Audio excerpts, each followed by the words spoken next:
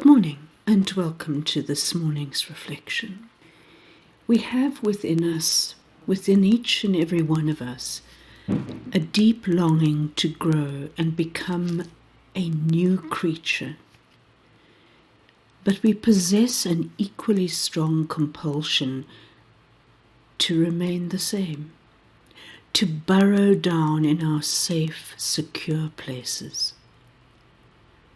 The truth is that we are a patchwork of light and dark, torn between what the Quaker writer Thomas Kelly called the enhancement of our own little selves and the God-possessed will. Shifting from a self-centered focus to a more God-centered focus is terribly hard. I think we've gone wrong by assuming that such radical movement can be achieved simply by setting our jaw and saying one or two prayers of relinquishment. Letting go isn't one step, but many steps. It's a winding, spiraling process that happens on deep levels. And we must begin at the beginning by confronting our ambivalence. Caterpillars, strangely enough, don't yield themselves to the cocoon at the same rate. When the moment to spin a chrysalis arrives, some of them actually resist and cling to their larval life. They put off entering the cocoon until the following spring, postponing their transformation by a year or more. This state of clinging has a name, and it's called diapause. There's a natural diapause in the human journey of transformation, a time when we hold on to the self we know. It seems that at the moment of our greatest possibility, a desperate clinging rises up within us. We make a valiant attempt to save the life that we're accustomed to. In the words of Daniel Day Williams, we fear it is all we have. Even if its sufferings are familiar, we clutch them because their very familiarity is comforting. Yet so long as we aim at the maintenance of the present self, as we now conceive it, we cannot enter the larger selfhood which is pressing for life. So what's behind the clinging? Why do I cling to my old self?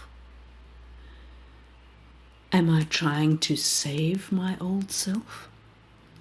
Do I fear the cocoon because I don't know what I might emerge as?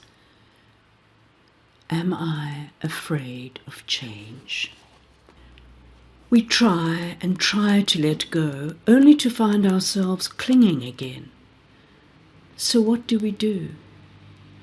We begin by recognizing the reality of our diapause, the naturalness as well as the power of it. When we enter the relinquishment process, Thomas Kelly wrote, the will must be subjected bit by bit, piecemeal and progressively to the divine will. Kelly spoke of 4 steps in the process of self-abandonment. First, pry open your eyes to the flaming vision of the wonder of such a life.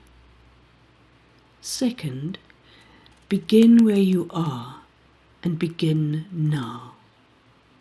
Third, if you stumble and assert your old proud self, and you will, don't waste a lot of time regretting it and accusing yourself. Just begin again.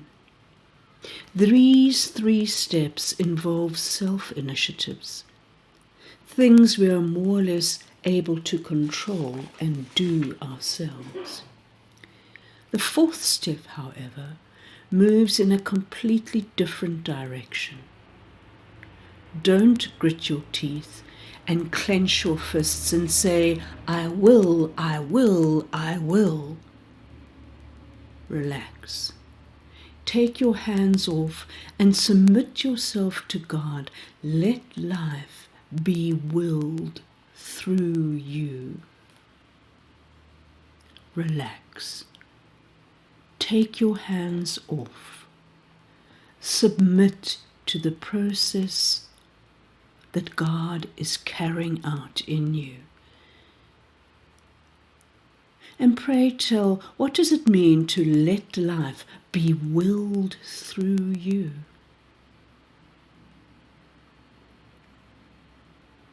Do we shift the process of letting go from the active to the passive? Thomas Merton suggested that there are 2 levels to the process of self-abandonment, or abandoning self-will and surrendering fully to God.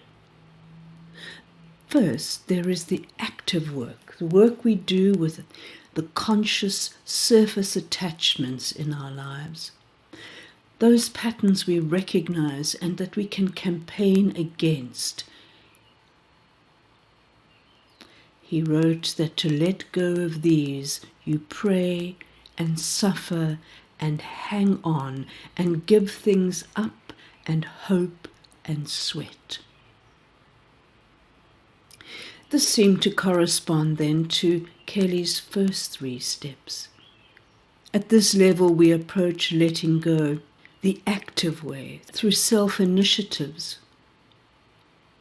We begin and we begin again. By our own sweat and effort, we work to let go of the attachments that are mainly on the surface. The second level deals with deeper, more unconscious patterns that Merton called secret attachments.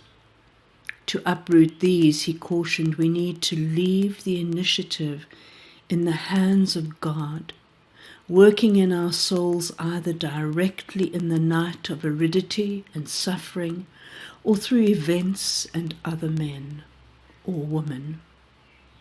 Merton suggested that on this level, we shift to a different way of letting go, one that is similar to Kelly's 4th step. Here, the approach becomes more serious. We let go our letting go. We stop struggling. We stop saying, I will let go, I will, I will, I will.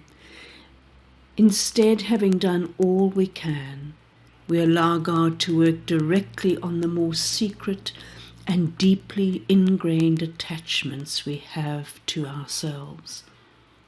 We allow God to release us through the experience, encounters, and events that come to us. And this is where so many people break down. As soon as they reach the point where they can no longer see the way and guide themselves by their own light, they refuse to go any further. It is in this darkness that we find true liberty. It is in this abandonment that we are made strong. This is the night that empties us. We are called to let go, even our letting go. We need to stop forcing things and enter the darkness of real freedom, where we give up our self-efforts and allow God to intercede and draw us to our moment of readiness. May you be blessed today as you consider what it means to let go and let God. Amen.